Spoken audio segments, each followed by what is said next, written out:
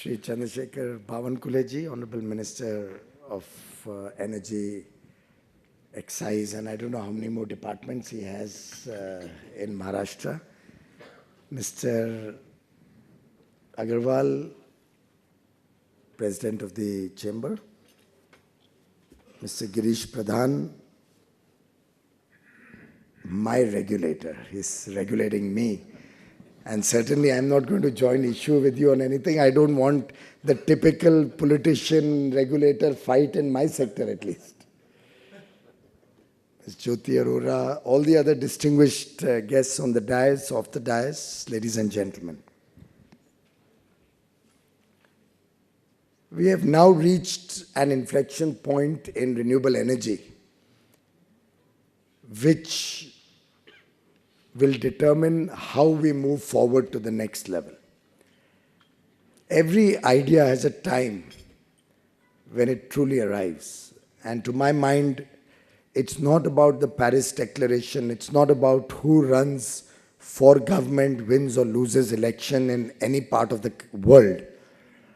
But it's India's own desire to move towards a more environment-friendly, move towards cleaner energy, move towards a regime that provides for energy security for India. And towards that end, the efforts that all of us stakeholders in the system, be it the regulator, be it government officials, be it industry participants, everybody in the entire system has worked together to create a situation where today there is more action happening on renewables than on traditional forms of energy, traditional forms of power, or even, if you ask me, in the entire energy ecosystem. So much so that even in Abu Dhabi, the buzzword is renewable energy. And Girishji, there's absolutely no doubt in my mind that this has been one sector where there has never been any friction between the regulator, policy maker, or the politician, or the industry stakeholder. Because fortunately, we've been reasonably able to be fair to everybody. And we have a robust mechanism where the regulator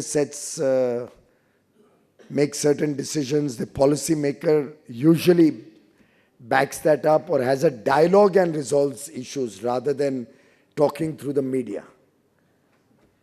And we have now reached a stage where we will have to start, all of us stakeholders together, looking at what next.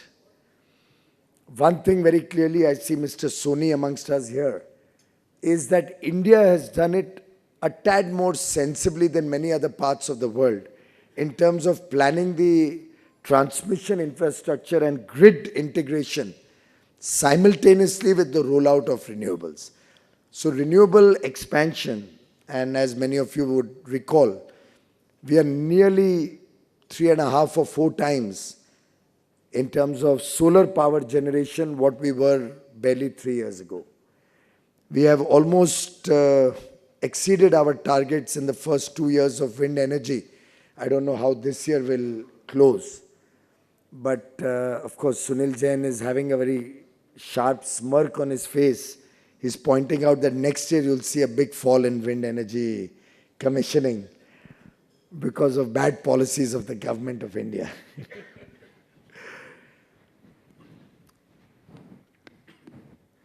But I think there are 3 or 4 important elements which now have to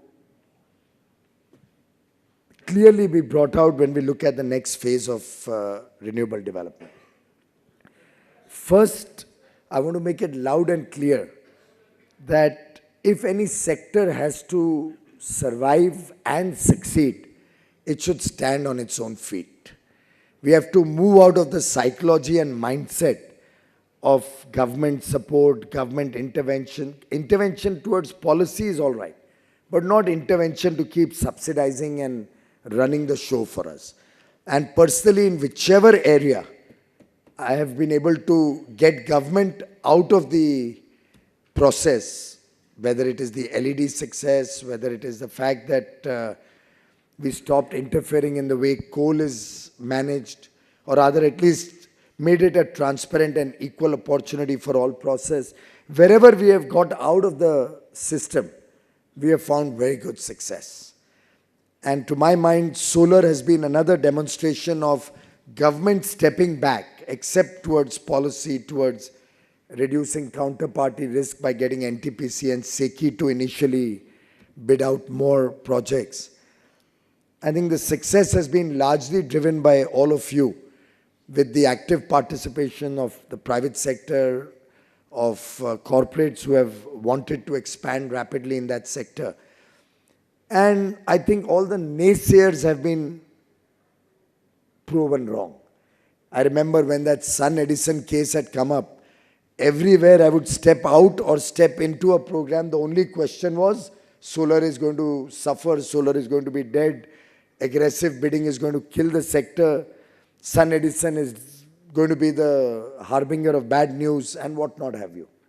And I was very confident because fortunately I have a back office which keeps checking and doing the workings. And I was very confident that nothing is going to go wrong. We now have a situation where states are not signing PPAs even at those prices, because they can see prices are falling further, which of course is not a good sign. I'm personally talking to the states and trying to ensure that whatever is decided is by and large honored.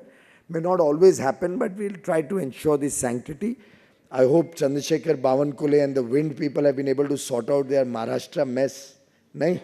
Sunil ji के ना से तो लगता है नहीं हुआ है अभी तक. Sign नहीं हुआ अभी तक. It's very sad and very, very unfortunate. But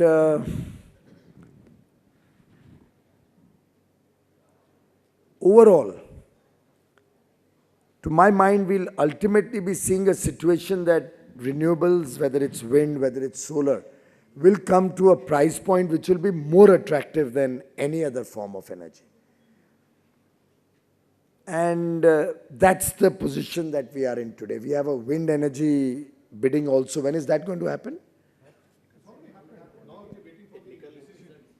The bidding has happened. Yeah, मेरे को तो reverse auction में मजा आता है और क्या चीज़ मेरे को और कुछ ध्यान में नहीं आता है. When is the reverse auction going to happen? देखिए, any reason why they are waiting? They were waiting for the budget, I think.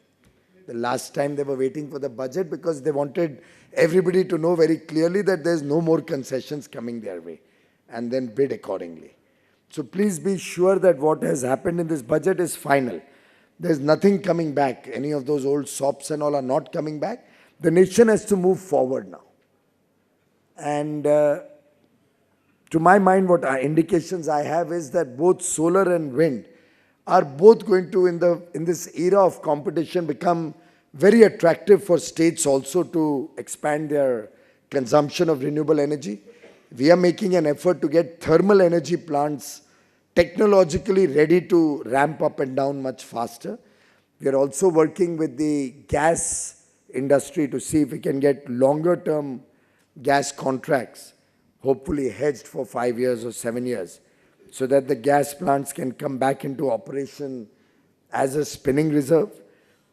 As government, we are also focusing on reviving some more hydro projects, a sector which I believe over the years has suffered for lack of environmental or forest clearances, local issues, land acquisition issues, R&R issues.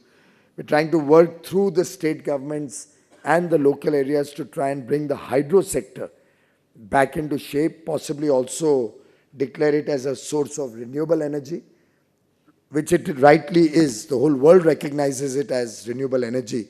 I wonder and can't understand why at some point India